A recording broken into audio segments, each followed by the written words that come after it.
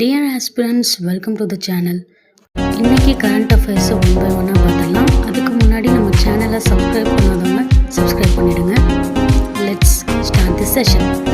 டெல்லியில் சாலை விபத்தில் சிக்கியவர்களை 1 மணி நேரத்திற்குள் மருத்துவமனையில் சேர்க்கும் நபருக்கு டெல்லி அரசு 25,000 பரிசு வழங்க உள்ளது. இது தொடர்பாக மத்திய அரசின் ரகுவீர் திட்டத்தை தலைநகரில் செயல்படுத்த உள்ளதாக டெல்லி அரசு நேற்று முன்தினம் அறிவித்தது. விபத்தில் காயமடைந்தவர்களை காப்பாற்ற முதல் 1 மணி நேரம் கோல்டன் ஹவர் என்று அழைக்கப்படுகிறது.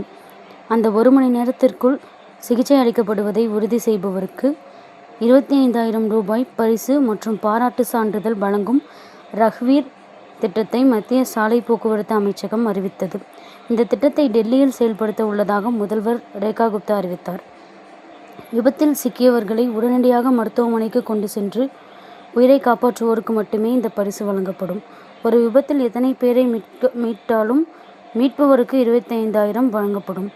இவ்வாறு உதவி செய்வோரில் ஒவ்வொரு ஆண்டும் சிறந்த 10 பேரை தேர்வு செய்து அவர்களுக்கு 1,00,000 பரிசுடன் தேசிய விருது வழங்கப்படும். கேரள மாநிலத்தின் பெயரை கேரளம் என்று மாற்றுவதற்கு பிரதமர் மோடி தலைமையிலான மத்திய அமைச்சரவை ஒப்புதல் வழங்கியுள்ளது. கேரள மாநிலத்தில் சட்டப்பேரவை தேர்தல் நடைபெற உள்ளது.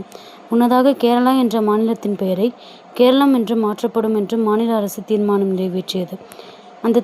அந்த தீர்மானத்தில் அரசியலமைப்பு சட்டப்பிரிவு 3 படி மாநிலத்தின் பெயரை கேரளம் என்று மாற்றுவதற்கு அனுமதிக்க வேண்டும் என்று கோரியிருந்தது. இந்நிலையில் பிரதமர் மோடி தலைமையில் மத்திய அமைச்சரவை கூட்டம் டெல்லியில் நடைபெற்றது. இந்த கூட்டத்தில் கேரள மாநில பெயரை கேரளம் என்று மாற்றுவதற்கு ஒப்புதல் வழங்கப்பட்டது. இதையடுத்து கேரள மசோதா 2026 மாநில சட்டப்பேரவைக்கு குடியரசுத் தலைவர் பரிந்துரைப்பார். கேரள மாநில சட்டப்பேரவையின் கருத்துக்களை பெற்ற பிறகு மத்திய அரசு அடுத்த கட்ட நடவடிக்கையை எடுக்கும். பெயர் மாற்றம் தொடர்பான மசோதாவுக்கு குடியரசுத் தலைவரின் ஒப்புதல் பெற்று நாடாளுமன்றத்தில் மத்திய அரசு தாக்கல் செய்து நிறைவேற்றும். இந்த நடைமுறைகள் முழுமை பெற்றவுடன் கேரளம் என்ற பெயர் அதிகாரப்பூர்வமாக அறிவிக்கப்படும். நாட்டின் அரசியலமைப்பு சட்டம் 8வது அட்டவணை உட்பட்ட அனைத்து மொழிகளும் கேரளம் என்று பெயர் மாற்றுவதற்கான தீர்மானத்தை கடந்த 2023-24 ஆண்டில் சட்டப்பேரவையில் முதல்வர் பினராயி விஜயன் கொண்டு வந்து நிறைவேற்றினார். கடந்த 2016 ஆண்டு குர்காவன் என்ற பெயரை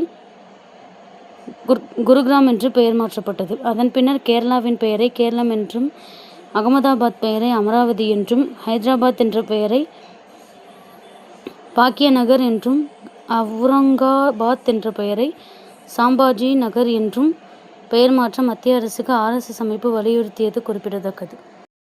கருப்பை வாய் புற்றுநோயை தடுக்க நாடு முழுவதும் HPV தடுப்பூசி இயக்கத்தை தொடங்க மத்திய அரசு திட்டமிட்டுள்ளது. கருப்பை வாய் புற்றுநோயை தடுக்கும் ஒரு முக்கிய முயற்சியாக 14 வயது மற்றும் அதற்கு மேற்பட்ட வயதுடைய சிறுமிகளுக்கான நாடு தழுவிய ஹியூமன் பாப்லோமா வைரஸ் தடுப்பூசி பிரச்சாரத்தை மத்திய அரசு விரைவில் தொடங்க உள்ளது. அதன்படி கார்டசில் தடுப்பூசி இலவசமாக வழங்கப்படும். இந்த தன்னார்வ திட்டம் வரும் வாரங்களில் நாடு முழுவதும் செயல்படுத்தப்பட உள்ளது. உயிருக்கு ஆபத்தான இந்த நோய்க்கான எதிர்ப்பு சக்தியை அனைவருக்கும் சமமாக விரிவுபடுத்துவது, பெண்களை பாதிக்கும் பொதுவான புற்றுநோய்களில் ஒன்றான இதற்கு எதிரான இந்தியாவின் போராட்டத்தை வலுப்படுத்துவது ஆகியவைதான் இந்த திட்டத்தின் நோக்கம். இந்த திட்டத்தின் கீழ் வழங்கப்படும் 4 வகைப்பாடுகளை கொண்ட HPV தடுப்பூசி கருப்பை வாய் புற்றுநோய்க்கு முக்கிய காரணமாக HPV வகைகள் 16 மற்றும் 18 அத்துடன் 6 மற்றும் 11 ஆகிய வகைகளிலிருந்தும் பாதுகாப்பளிக்கும் என்று அதிகாரிகள் தெரிவித்தனர். கேரளாவில் அரசு திட்டங்கள் குறித்து விழிப்புணர்வை ஏற்படுத்த நவகேரளா குடிமக்கள் திட்டம் தொடங்கப்பட்டது. இதை எதிர்த்து கேரள உயர்நீதிமன்றத்தில் 2 பொதுநல மனுக்கள் தாக்கல் செய்யப்பட்டன. இதை விசாரித்த உயர்நீதிமன்றம் இந்த திட்டத்தை ரத்து செய்து உத்தரவிட்டது.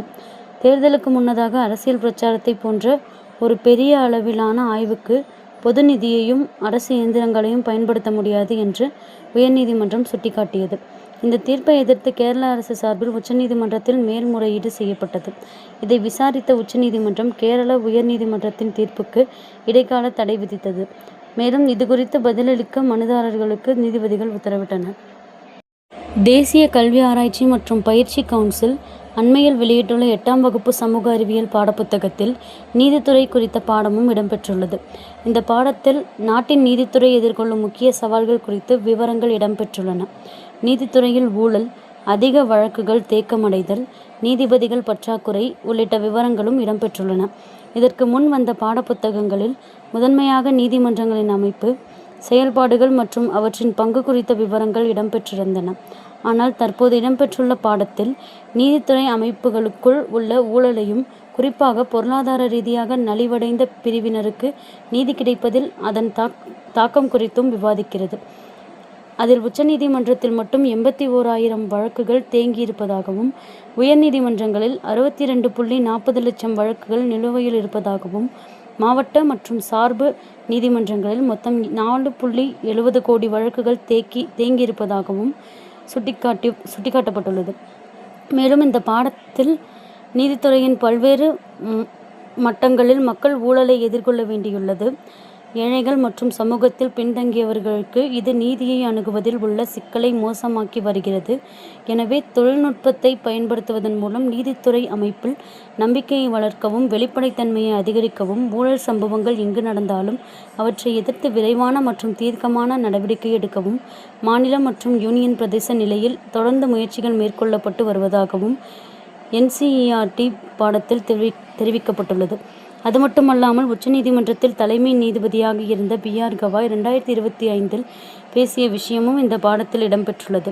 அவர் நீதித்துறை அமைப்பின் மீதான பொதுமக்களின் நம்பிக்கையில் தவறான நடத்தை மற்றும் ஊழலின் தாக்கம் குறித்து பேசியது இந்த பாடப்புத்தகத்தில் இடம்பெற்றுள்ளது குறிப்பிடத்தக்கது.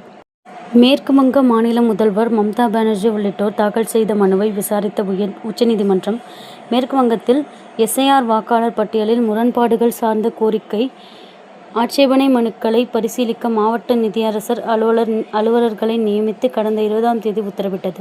மேற்கு வங்க அரசுக்கும் தேர்தல் ஆணையத்துக்கும் இடையே ஏற்பட்ட நம்பிக்கையற்ற நிலையில் இந்த ஏற்பாட்டை செய்துள்ளதாக தெளிவுபடுத்தியது. கூடுதலாக ஜார்க்கண்ட், ஒடிஷா நீதிசார் அலுவலர்களையும் நியமித்துக் கொள்ளவும் அனுமதி வழங்கியது.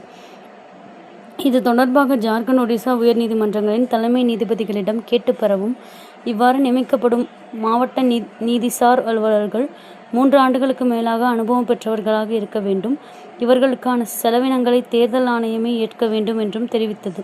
மேற்கு வங்க SIR வாக்காளர் பட்டியலில் முரண்பாடுகள் சார்ந்து பிப்ரவரி 14க்குள் முன் பெறப்பட்ட கோரிக்கை ஆட்சேபனை மனுக்களை பரிசீலிக்க வேண்டும், வாக்காளர் இறுதிப்பட்டியலை பிப்ரவரி 28 வெளியிட வேண்டும் என்றும், மேலும் துணை பட்டியலில் இடம்பெறும் வாக்காளர்களின் பெயர்கள் இறுதிப்பட்டியலில் இடம்பெறும் என்று தனது சிறப்பு அதிகாரத்தை பயன்படுத்தி உச்சநீதிமன்றம் உத்தரவிட்டுள்ளது.